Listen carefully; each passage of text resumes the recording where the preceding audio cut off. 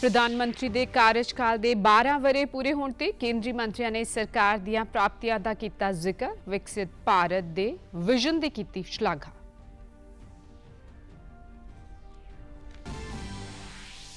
पंचकुला विच आज करवाया गया सूबा पद्धरी सशक्त पंचायत समागम। मुख मंत्री ने 9 लाख तो वध लाभपात्रियों नूं डीबीटी राहीं वंडी 207 करोड़ तो वध दी रकम।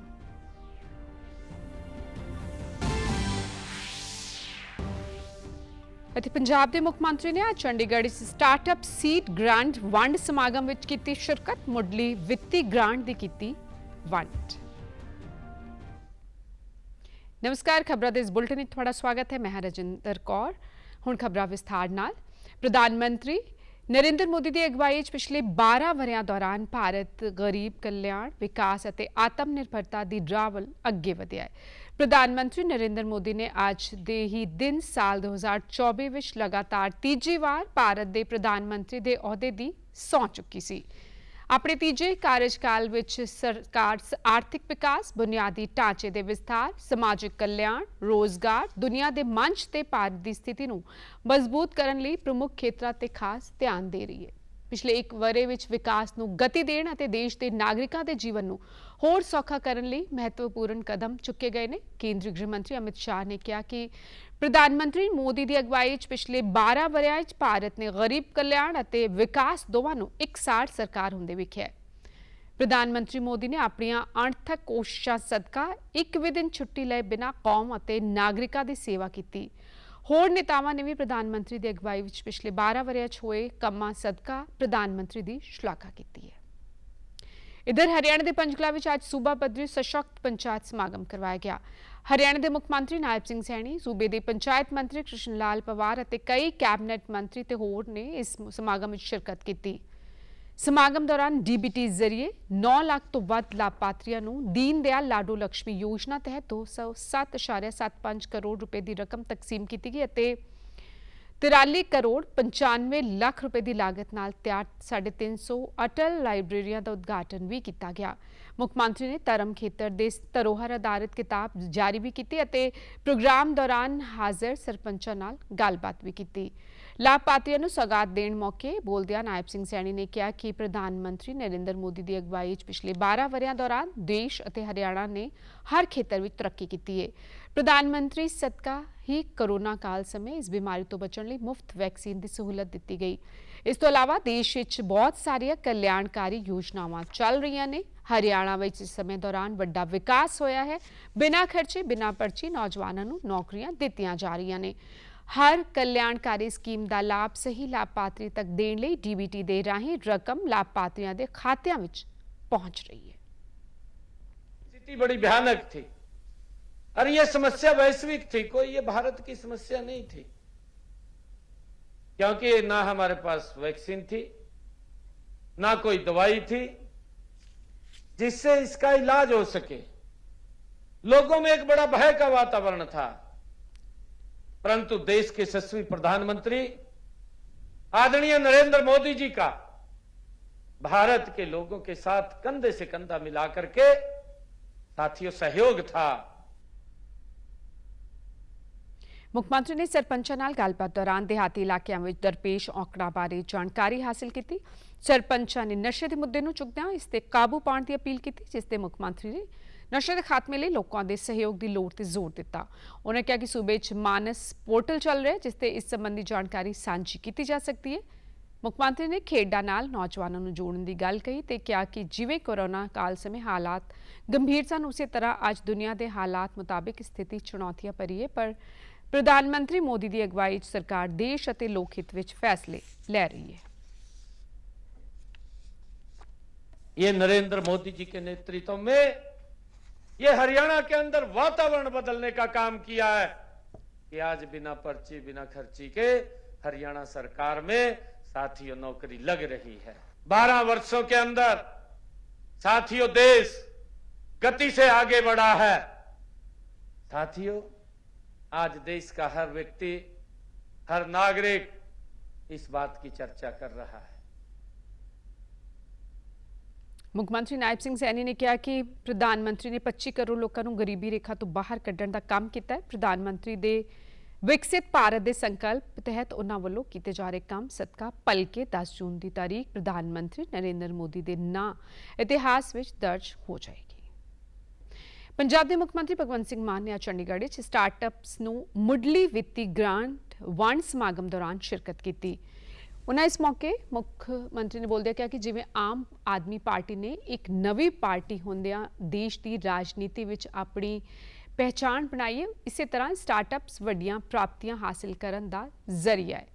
ਸੂਬਾ ਸਰਕਾਰ ਸਟਾਰਟਅਪਸ ਨੂੰ ਉਤਸ਼ਾਹਿਤ ਕਰਨ ਲਈ ਲਗਾਤਾਰ ਕੰਮ ਕਰ ਰਹੀ ਹੈ। ਉਹਨਾਂ ਕਿਹਾ ਕਿ ਨਵੀਂ ਸ਼ੁਰੂਆਤ ਕਰਨ ਵਾਲਿਆਂ ਦੇ ਨਾਲ ਸੂਬਾ ਸਰਕਾਰ ਹਮੇਸ਼ਾ ਹਾਂ-ਪੱਖੀ ਸੋਚ ਤਹਿਤ ਖੜੀ ਹੈ। ਉਹਨਾਂ ਨੇ ਇਸ ਸਟਾਰਟਅਪ ਸੀਡ ਗ੍ਰਾਂਟ ਵੰਡ ਸਮਾਗਮ ਦੇ ਲਾਭਪਾਤਰੀਆਂ ਨੂੰ ਮੁੱਖ ਮੰਤਰੀ ਨੇ ਵਧਾਈ ਦਿੱਤੀ ਅਤੇ ਸ਼ੁਭਕਾਮਨਾਵਾਂ ਵੀ ਦਿੱਤੀਆਂ। ਹਰਿਆਣਾ ਵਿਧਾਨ ਸਭਾ ਵੱਲੋਂ ਕਰਵਾਏ ਰਾਸ਼ਟਰਮੰਡਲ ਸੰਸਦੀ ਸੰਘ ਇੰਡੀਆ ਰੀਜਨ ਦੇ ਜ਼ੋਨ 2 ਸੰਮੇਲਨ ਚੰਡੀਗੜ੍ਹ ਵਿੱਚ ਕਰਵਾਇਆ ਜਾ ਰਿਹਾ ਹੈ। ਇਸ ਤੋਂ 2 ਦਿਨਾਂ ਸਮਾਗਮ ਦਾ ਉਦਘਾਟਨ ਕੱਲ੍ਹ ਲੋਕ ਸਭਾ ਸਪੀਕਰ ਓਮ ਬਿਰਲਾ ਨੇ ਕੀਤਾ ਅਤੇ ਸੰਮੇਲਨ ਦੌਰਾਨ 15 ਵਿਧਾਨ ਸਭਾਵਾਂ ਦੇ ਸਪੀਕਰ, ਵਿਧਾਇਕ ਅਤੇ ਸੰਸਦੀ ਮਾਹਰਾਂ ਤੋਂ ਇਲਾਵਾ ਨੀਤੀ ਘਾੜੇ ਵੀ ਹਿੱਸਾ ਲੈ ਰਹੇ ਨੇ। ਓਮ ਬਿਰਲਾ ਨੇ ਇਸ ਮੌਕੇ ਬੋਲਦਿਆਂ ਕਿਹਾ ਕਿ ਵਿਕਸਿਤ ਭਾਰਤ ਦੇ ਸੰਕਲਪ ਨੂੰ ਸਾਕਾਰ ਕਰਨ ਲਈ ਇਸ ਸਮਾਗਮ ਦੌਰਾਨ ਸਾਰੇ ਇਕੱਠੇ ਹੋਏ ਨੇ। ਲੋਕਤਾਂਤਰਿਕ ਵਿਵਸਥਾਵਾਂ ਤਹਿਤ ਸਰਕਾਰ ਨੇ ਸਮਾਜ ਕਲਿਆਣ ਦੀਆਂ ਨੀਤੀਆਂ ਬਣਾਈਆਂ ਨੇ। ਉਹਨਾਂ ਕਿਹਾ ਕਿ ਸਾਰਿਆਂ ਦੀ ਸੋਚ ਅਤੇ ਦ੍ਰਿਸ਼ਟੀਕੋਣ ਨੂੰ ਦੇਖਦਿਆਂ ਲੋਕਾਂ ਦੇ ਹਿੱਤਾਂ ਵਿੱਚ ਕੰਮ ਕਰਨਾ ਸਾਡਾ ਕਰਤੱਵ ਹੈ। ਉਹਨਾਂ ਕਿਹਾ ਕਿ ਵਿਸ਼ਵ ਵਿੱਚ ਚੱਲ ਰਹੇ ਤਣਾਅ ਦੀ ਸਥਿਤੀ ਵਿੱਚ ਵੀ ਦੇਸ਼ ਮਜ਼ਬੂਤ ਹੈ। समाज से, साझे प्रयासों से, साझी कार्य योजना से और भविष्य के अंदर अपने अपने राज्य की विधानसभाओं के अंदर अपने राज्य के विकसित राज्य के संकल्प के साथ विकसित भारत के संकल्प के लिए सामूहिक प्रयासों के लिए और सामूहिक संकल्प के लिए यहाँ एकत्रित हुए हैं। ਹਰਿਆਣਾ ਵਿਧਾਨ ਸਭਾ ਦੇ ਸਪੀਕਰ ਹਰਵਿੰਦਰ ਕਲਿਆਣ ਨੇ ਇਸ ਮੌਕੇ ਕਿਹਾ ਕਿ ਇਸ ਪ੍ਰੋਗਰਾਮ ਦਾ ਵਿਸ਼ਾ ਭਵਿੱਖ ਦੀਆਂ ਚੁਣੌਤੀਆਂ ਨਾਲ ਨਜਿੱਠਣਾ ਅਤੇ ਵਿਕਸਿਤ ਭਾਰਤ ਦੇ ਵਿਜ਼ਨ ਨੂੰ ਸਾਕਾਰ ਕਰਨਾ ਹੈ। ਉਹਨੇ ਕਿਹਾ ਕਿ ਜਿਵੇਂ ਨਾਰਥ ਜ਼ੋਨ 2 ਦੇ ਸਾਰੇ ਮੈਂਬਰ ਅੱਗੇ ਆਏ ਨੇ, ਉਵੇਂ ਹੀ ਹਰਿਆਣਾ ਵਿਧਾਨ ਸਭਾ ਵੀ ਅੱਗੇ ਵਧ ਰਹੀ ਹੈ। ਉਹਨੇ ਕਿਹਾ ਕਿ ਵਿਧਾਨ ਸਭਾ ਵਿੱਚ ਨੌਜਵਾਨਾਂ ਲਈ ਸੰਮੇਲਨ ਅਤੇ ਨੌਜਵਾਨ ਸਾਂਸਦ ਜਿਹੇ ਪ੍ਰੋਗਰਾਮ ਵੀ ਕਰਵਾਏ ਗਏ ਨੇ, ਜਿਸ ਤਹਿਤ ਨੌਜਵਾਨਾਂ ਅਤੇ ਮਹਿਲਾਵਾਂ ਨਾਲ ਜੁੜੇ ਮੁੱਦੇ ਵਿਚਾਰੇ ਗਏ।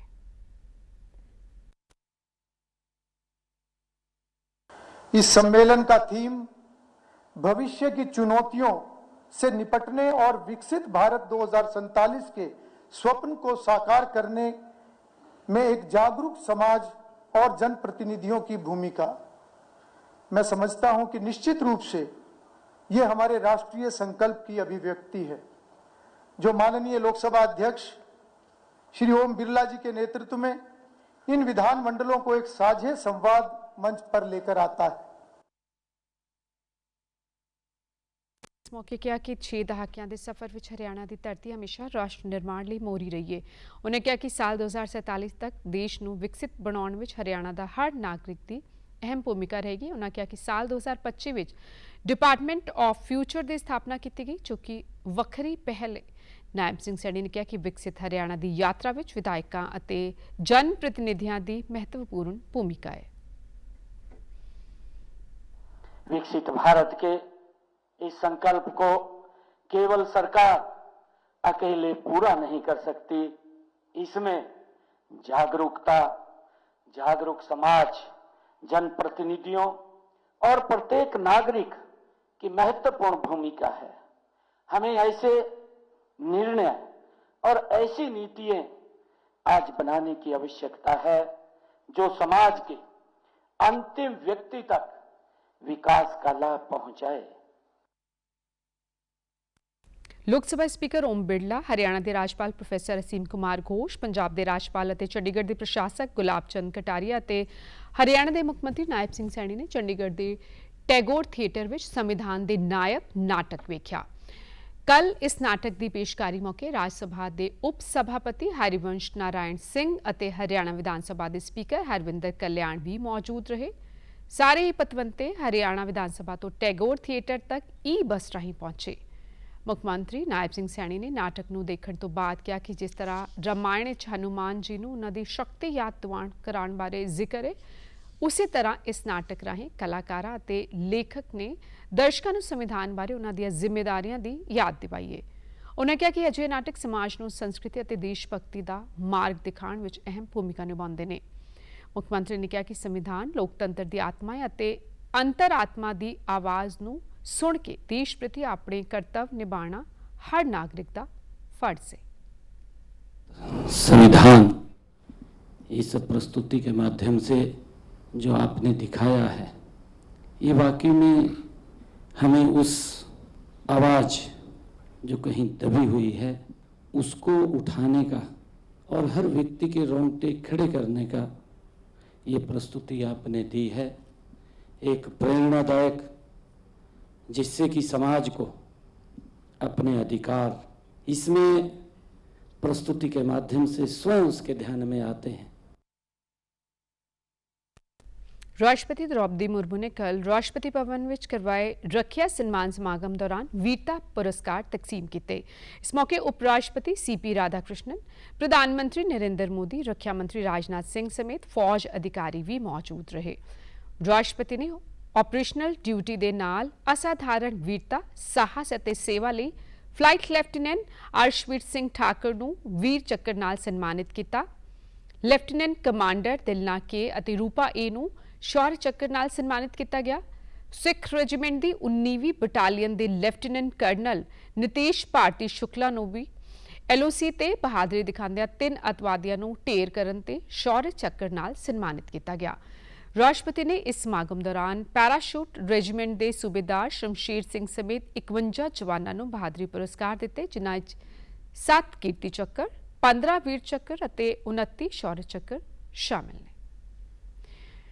पंजाब 2027 दी विधान सभा चोणां के मद्देनज़र सियासी पार्टियां वालों सरगर्मियां शुरू कर दित्तियां गईयां ने। सारियां ही सियासी पार्टियां के लीडर पंजाब के लोगों को अपनी पार्टी के हक विच भुगतान ਲਈ सरगर्म हो गए ने। पंजाब भाजपा प्रधान केवल सिंह ढिल्लों भी सूबा पार्टी प्रधान बनने तो बाद लगातार सरगर्म ने। वो आज लुधियाना ने ਅਤੇ उन्हां ਵੱਲੋਂ भाजपा वर्करां ਨੂੰ आउंदियां चोणां ਲਈ तैयार रहने का सद्दा दिता जा रहा है।